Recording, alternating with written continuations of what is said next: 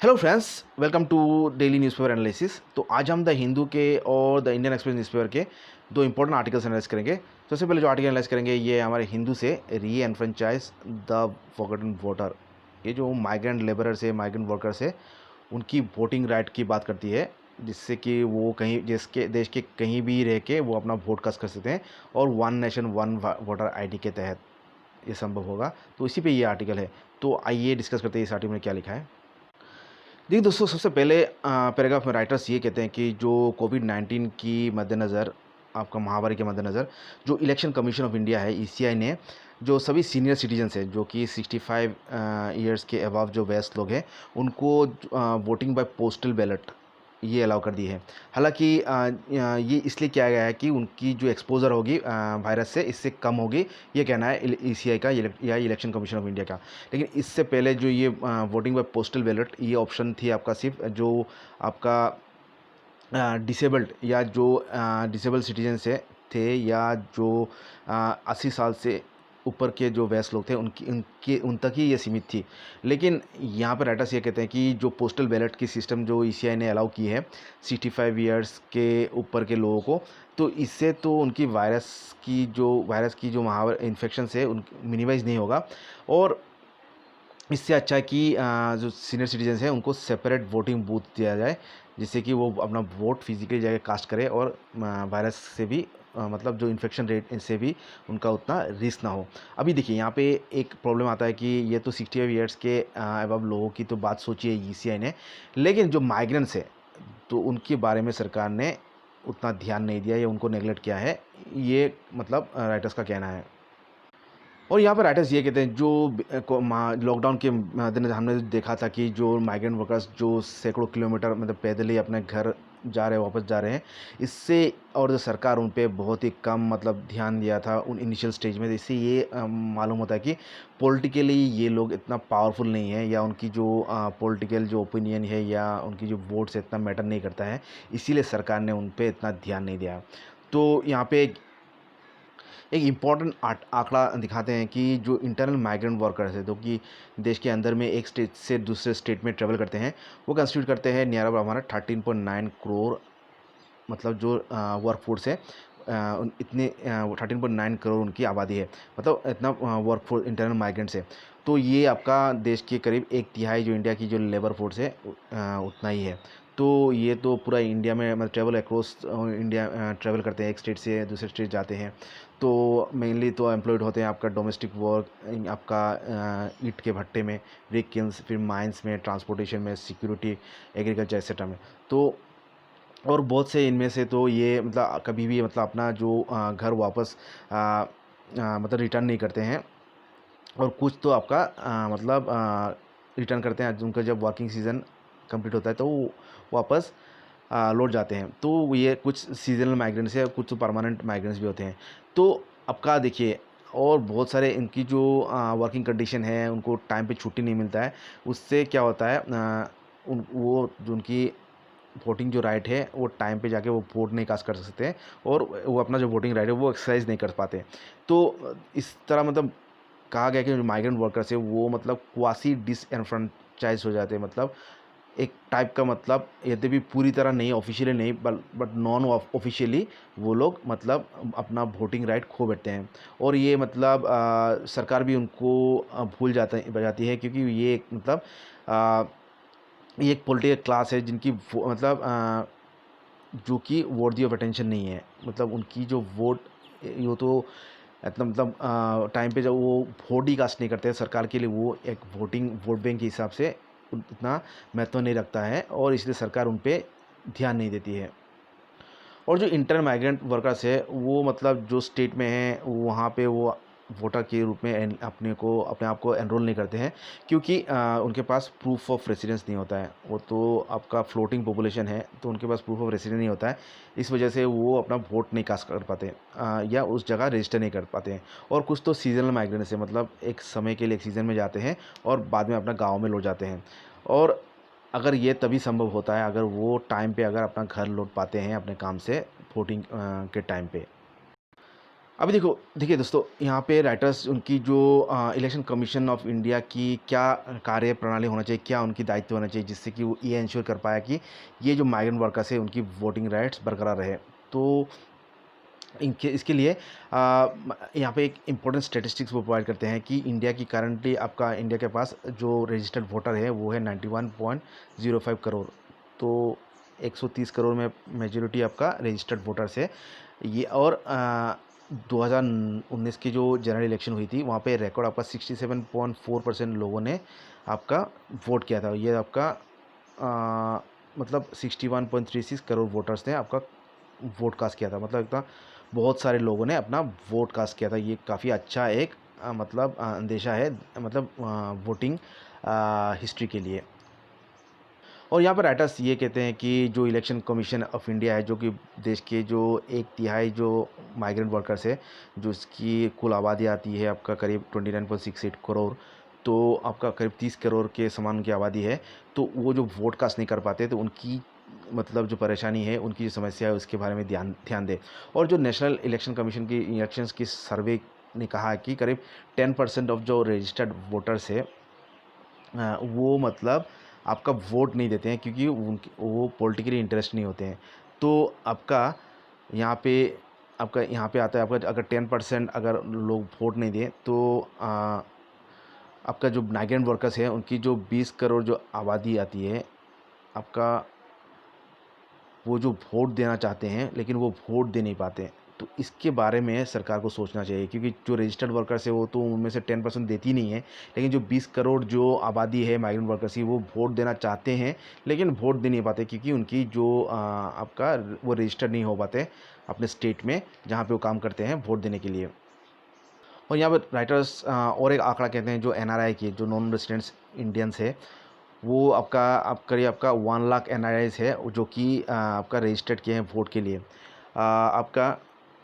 आ,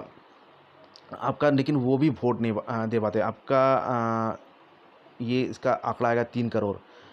लेकिन वहाँ पे आपका सिर्फ 1 लाख ही एनआरआईज ने आपका रजिस्टर्ड किया है एज ए वोटर्स। और वो लेकिन बाकी ने क्यों नहीं किया, क्योंकि वो उनका वोटिंग के लिए उनको फिजिकली प्रेजेंट होना पड़ता है वोट देने के लिए, और वो तो संभव नहीं है एनआरआई के लिए। तो यहाँ पे आपका 3 करोड़ में आपका देखिए सिर्फ 1 लाख ही आपका वोट दे पाते हैं, बाकी आपका 299 लाख आपका वोट नहीं दे पाते। तो अभी सरकार इनके बारे में सोचना चाहिए। और एनआरआईज का जो 1 लाख रजिस्टर्ड वोटर्स है उसमें से सिर्फ 25,000 ही आपका 2019 के इलेक्शंस में उन्होंने अपना वोट कास्ट किया था। अभी देखिए, टू एनआरआईज को वोट कास्ट करने के लिए सरकार ने उनकी फैसिलिटी के लिए आपका उनको ये ऑथोराइज किया क्या, उनको प्रोक्सीज की, क्योंकि मतलब एक लेजिस्लेशन लोकसभा में आपका पास करना चाहता था सरकार, मतलब लेजिस्लेशन वोट किया था, मतलब लोकसभा में एक लेजिस्लेशन पास किया था जिससे कि एनआरआईज थ्रू प्रोक्सीज मतलब किसी और से वो मतलब वोट दे सकेंगे। लेकिन ये बिल पास नहीं हुआ। लेकिन यहाँ पे एक इम्पॉर्टेंट फैक्टर है कि वो मतलब एनआरआईज के बारे में भी सोचते हैं, सरकार इतनी सोच रही है, जो कि सिर्फ 1 लाख वोटर है, लेकिन जो देश के जो इतने बड़े 20 करोड़ जो माइग्रेंट वर्कर्स है उनके बारे में सरकार अभी तक सरकार ने नहीं सोचा है। तो ये एक मतलब दुखद एक स्थिति है। अभी देखिए दोस्तों, राइटर्स ये सवाल करते हैं कि अभी जो माइग्रेंट वर्कर्स है उनको उनकी वोटिंग राइट्स के लिए क्या कुछ मॉडल है, क्या सॉल्यूशन है। देखिए ये है, क्योंकि जो आपका सर्विस सेक्टर में है, जो कि government service sector government employees है, जो कि अपने पोस्टिंग से दूर मतलब अपने घर से दूर जो जो की पोस्टिंग होते हैं, तो वोट कर सकते हैं through electronically transmitted postal ballot system, ETPBS इसको कहा जाता है। और ये आपका सर्विस वोटर्स इसमें आते, ये जो मिलिट्री पर्सनल है आपका, ये जो वो भी आपका थ्रू प्रॉक्सीज किसी और के थ्रू वो ये वोटिंग कर सकते हैं। लेकिन अभी देखिए, जो इलेक्शन कमीशन ऑफ इंडिया है कहा है कि ये एक सॉल्यूशन ढूंढ रही है जिससे कि हर वोटर आईडी को आधार से लिंक करके मतलब उनको एक यूनिक वोटर आईडी दिया जाएगा, जिससे कि वो कहीं से भी अपना वोट डिजिटली कास्ट कर सकते हैं देश के कहीं से भी। तो इसके थोड़ा टाइम लगेगा, लेकिन यहाँ पे राइटर्स ये कहते हैं कि ये सॉल्यूशन जो काफ़ी अच्छा कारगर सॉल्यूशन है, जिससे कि देश में कहीं भी रह के कोई भी कहीं से वोट दे सकता है। तो उसके लिए सरकार को ये इंश्योर करना होगा, ये जो लिंकेज होगा आधार के साथ, इससे मतलब किसी को मतलब किसी सरकार को ये ध्यान देना होगा कि कोई भी इससे किसी को बाहर ना निकाले, किसी को एक्सक्लूड ना करे, सिर्फ आधार से लिंकेज के मतलब कारण आधार आधार लिंक नहीं हुआ इस वजह से किसी को मतलब इस दायरे से नहीं निकालना चाहिए, ये कहना है राइटर्स का। और राइटर्स यहाँ पे ये कहते हैं कि जो माइग्रेंट वर्कर्स की वोटिंग राइट के फैसिलिटेशन के लिए तो इलेक्शन कमीशन ऑफ इंडिया है वो मतलब उसका सब्सटेंशियल मतलब आउटरीच मेजर्स, जिससे कि मतलब वो जो डिप्टी कलेक्टर्स या डीएम के जो नेटवर्क है उसको यूज़ करके मतलब जो भी माइग्रेंट वर्कर्स है उन तक वो पहुंच सकती है सरकार, और जिससे कि माइग्रेंट्स है वो मतलब फिजिकली वोट कास्ट कर सकेंगे, उनको रजिस्टर किया जाए और जहाँ पे वो काम करते हैं वहीं पे वो काम कर सकते हैं। और ये बेस्ड होगा आपका उनका जो वोटर आईडी में जो एड्रेस है उसको लेके वो उनको एक वोटर आईडी दिया जाएगा, और उनकी जो ड्यूरेशन ऑफ टेम्पररी स्टे है उसमें भी बेस करके उनको जहाँ पे वो काम करते हैं वहाँ पे उनको वोटिंग राइट्स देना चाहिए। तो ये काफ़ी अच्छा सोल्यूशन है फॉर द टाइम बिंग, जब तक आपका जो इलेक्ट्रॉनिकली जो एनेबल्ड जो वोटिंग सिस्टम है, वोटर आईडी है, वो कारगर ना हो। तो इस मद्देनज़र सरकार ये नेटवर्क यूज़ करके, ये सिस्टम यूज़ करके कि उनकी ओरिजिनल वोटर आईडी की एड्रेस को लेके और उनकी ड्यूरेशन ऑफ स्टे कहाँ जहाँ पे वो स्टे कर रहे हैं, कितना पीरियड से स्टे कर रहे हैं, ये दोनों फैक्टर को लेके उनको वोटिंग राइट दे सकते हैं। और यहाँ पे राइटर्स कहते हैं जो कोविड-19 की महामारी के समय सरकार को ये इसने मोबिलाइज़ किया है कि सरकार गवर्नमेंट और जो नॉन गवर्नमेंट ऑर्गेनाइजेशन है उन्होंने सेटअप किया है रजिस्टर्स और पोर्टल्स, जिससे कि वो माइग्रेंट वर्कर्स को रीच आउट कर सकें। और इसी मद्देनज़र सरकार ने one nation one ration card की जो मुहैया जो बात की है, जिससे कि जो माइग्रेंट वर्कर्स है और उनकी फैमिली मेम्बर्स को जो पीडीएस के तहत जो बेनिफिट मिलती है पब्लिक डिस्ट्रीब्यूशन सिस्टम की, वो कहीं से भी देश के कोई भी फेयर प्राइस शॉप से आपका वो ये बेनिफिट ले सकते हैं, जो पीडीएस की बेनिफिट। तो सिमिलर जो वोटिंग राइट है उसको भी मतलब सिर्फ एज ए सिविक ड्यूटी ना देखा जाए, उसको एज ए सिविक राइट देखा जाए, तो ये ज़्यादा बेटर होगा सरकार के लिए, ये कहना है राइटर्स का। और ये इसके लिए सरकार को मतलब पॉलिटिकल विल दिखाना होगा, और इसी तरह one nation one ration card की तरह one nation one voter ID भी का मतलब सिस्टम सरकार को करना होगा, जिससे कि आपका क्या होगा, जो आपका जो नेटिव बैलेट पोर्टेबिलिटी वो इंश्योर होगा, और जो फॉरगॉटन जो उसको माइग्रेंट वर्कर जिसके बारे में जो सरकार भूल जाती है, भूल गई है, वो फिर से उनकी जो वोटिंग राइट है वो इंश्योर होगा।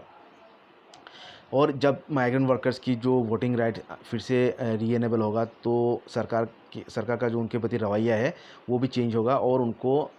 सरकार ज़्यादा इम्पोर्टेंस देगी, क्योंकि वो अभी मतलब पॉलिटिकली वो ज़्यादा मतलब एक इम्पोर्टेंट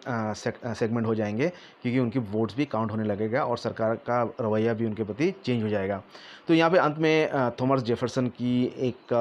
जो यूएस प्रेसिडेंट है उनकी एक इम्पोर्टेंट कोट वो यहाँ पे राइटर्स कहते हैं कि वो we do not have government by majority, कि हमारे पास गवर्नमेंट ऑफ मेजोरिटी की बहुसंख्या की सरकार नहीं है हमारे पास।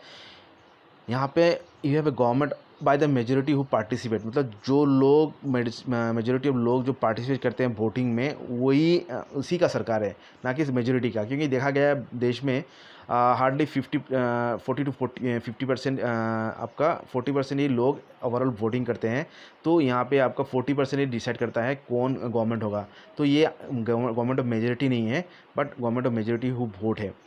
तो तो अगर ये सरकार इंश्योर करेगी कि सभी वोटर पार्टिसिपेट कर सकती है वोटिंग इलेक्शंस में, ये जो डेमोक्रेटिकली इंक्लूसिव इंडिया की इंश्योरेंस होगा, गवर्नमेंट इसकी इंश्योर करेगा इस नीति से कि एक डेमोक्रेटिकली एक इंक्लूसिव इंडिया की जो बात है वो सफल हो। तो ये एक इम्पोर्टेंट मतलब कुछ सजेशन सुझाव है, जिससे कि माइग्रेंट वर्कर्स वोटिंग में उनको भी वोटिंग जिनको वोट का अधिकार उनको मिले, और वो भी एक पॉलिटिकली इम्पोर्टेंट सेगमेंट बन जाए। तो ये था आर्टिकल री एनफ्रेंचाइज द फॉरगॉटन वोटर का एनालिसिस। तो आइए एनालिसिस करते हैं आज द इंडियन एक्सप्रेस की एक आर्टिकल।